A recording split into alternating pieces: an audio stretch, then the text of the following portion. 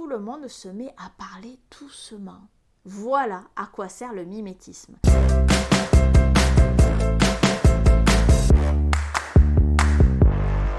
Tu as envie que ton enfant t'écoute enfin pour de bon, définitivement pour la vie. Ce dont tu rêves, c'est de dire à ton enfant les choses une seule fois et qu'il t'écoute sans être un parent trop autoritaire. Parce que tu es lassé de répéter 10, 20 fois la même chose. Tu es lassé de crier pour te faire entendre. Lassé aussi de faire à sa place parce que ça te demande beaucoup moins d'énergie que de répéter en boucle la même chose. Range ta chambre, à table, pose ce téléphone. T'as fait tes devoirs? Dépêche-toi d'aller au lit. Lâche ta sœur tout de suite. Dépêche-toi, on va être en retard. T'es pas encore habillé?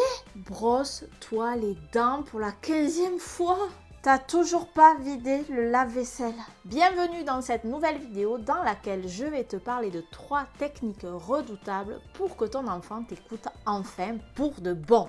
Je me présente, je m'appelle Tilda Cassan, je suis là pour te parler de parentalité. Je m'adresse à tous les parents qui cogitent et qui se posent 1000 questions sur leur relation avec leurs enfants. Dans mes vidéos, je propose des outils et des réflexions pour mieux comprendre les interactions entre les parents et les enfants. Si le sujet t'intéresse, je te propose de t'abonner tout de suite en cliquant sur la petite cloche pour être sûr de ne rien louper. C'est parti! Première technique redoutable, l'écouter aussi. Un enfant, il va apprendre par mimétisme. Il va t'imiter toi en tant que parent. Alors tu as tout intérêt à l'écouter au maximum pour l'inciter à faire exactement la même chose. Est-ce que tu as déjà eu une extinction de voix? Extinction.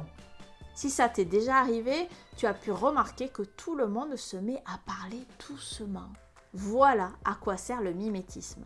Alors si toi tu écoutes ton enfant au maximum, que tu es attentif et focalisé sur ce qu'il est en train de te raconter, tu augmentes considérablement tes chances qu'il fasse exactement la même chose. Si tu passes tes journées à dire plein de gros mots, il est fort probable que ton enfant dise lui aussi des gros mots. Ah merde!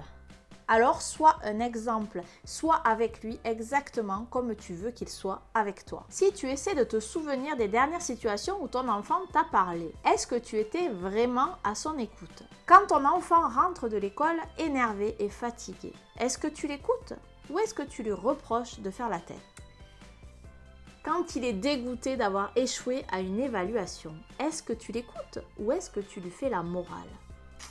Quand il ne veut pas aller à l'école, est-ce que tu l'écoutes? Bon, ça va. Ok, j'arrête. Montre-lui que tu es attentif à ce qu'il vit. Arrête de parler et écoute-le. Regarde-le droit dans les yeux.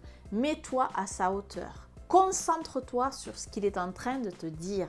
Reformule ses propos. Résume s'il parle beaucoup. Mais surtout, tais-toi. Bon, ça va aller là? Oui, désolé. Plus tu cultiveras cette attitude, plus tu augmenteras tes chances qu'il soit attentif à ce que toi tu vas lui dire. Mais surtout, parle moins. Ça saoule les enfants quand on parle trop. Deuxième technique redoutable, valoriser ce qu'il fait déjà. Parfois, ton enfant fait probablement ce que tu attends de lui. Si, je te jure.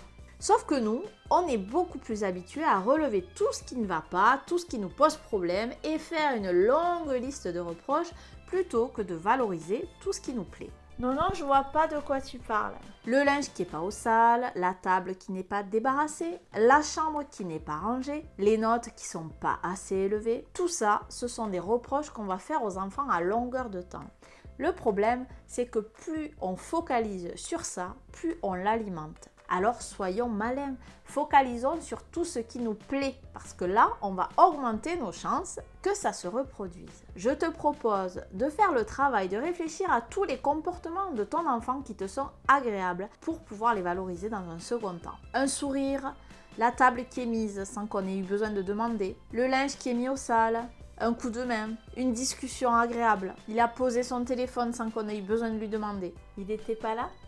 Tout ce qui te fait du bien, tout ce qui t'est agréable, relève-le. Et il y a encore mieux parce que tu peux expliquer à ton enfant concrètement ce que son comportement va t'apporter. Par exemple, s'il met la table sans que tu aies eu besoin de lui demander, tu peux tout à fait lui expliquer que le fait qu'il mette la table, t'a fait gagner du temps. S'il t'a fait un magnifique sourire et un bonjour hyper agréable, tu peux lui expliquer que ça t'a procuré de la joie. Et s'il a mis son linge au sale, tu peux lui expliquer que ça t'a permis de ne pas perdre ton énergie à aller ramasser le linge aux quatre coins de la maison. Plus ça va être concret, mieux c'est. Je te donne un exemple.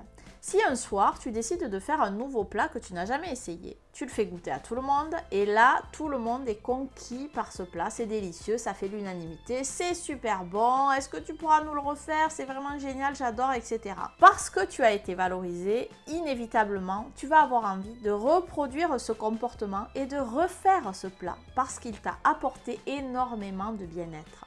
Voilà pourquoi, quand on valorise le comportement d'un enfant en lui expliquant en plus que ça nous a apporté concrètement quelque chose, on met vraiment toutes les chances de notre côté pour que ce comportement se reproduise. Troisième technique redoutable pour que ton enfant t'écoute, choisir le moment. Alors quand tu en as marre et qu'il n'y a pas de malabar, il faut choisir le moment où tu vas dire les choses. Si toi tu es en colère ou que ton enfant est en colère, la discussion sera complètement inefficace. Si ton objectif est de faire passer un message, en étant en colère, il ne passera pas. Par contre, si toi tu es calme et que ton enfant est calme aussi, là, le message peut passer.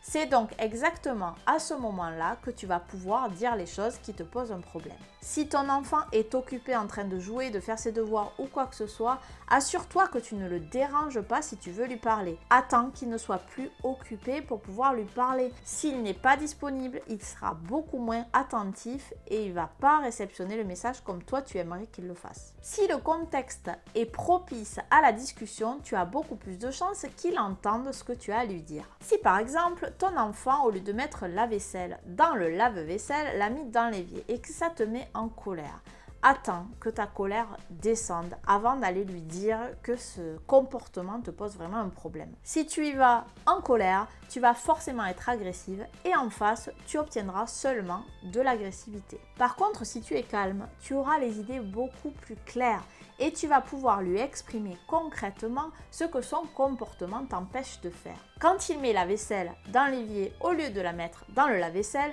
ça te fait perdre du temps et tu es obligé de faire le travail à sa place ou alors de lui rappeler que c'est dans le lave-vaisselle que la vaisselle doit aller. Évidemment, tu te dis probablement que le fait de lui hurler dessus, de crier et de lui montrer toute ta colère va lui permettre de comprendre à quel point tu en as ras le bol de ce comportement. Dire les choses avec de la colère sera contre-productif. Par contre, si tu dis les choses de manière posée, tu as beaucoup plus de chances qu'il ait envie de coopérer et de t'aider. Voilà les 3 techniques redoutables pour que ton enfant t'écoute. Écoute-le comme tu aimerais qu'il le fasse lui. Valorise tout ce qu'il fait et choisis ton moment quand tu as quelque chose à reprocher à ses comportements. Juste en dessous de cette vidéo, tu vas retrouver le guide incontournable du parent génial.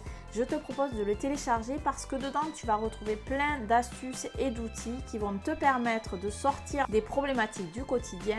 Tu vas aussi y retrouver un dossier spécial sur les écrans pour tout comprendre sur cette addiction et savoir comment s'en sortir. Si toi aussi tu te sens l'âme d'un parent qui cogite, je te propose de nous rejoindre sur Facebook, le lien est dans la description. Et surtout, si tu as aimé cette vidéo, like, partage, commente parce que tout ça, ça m'aide énormément à développer la chaîne. Salut!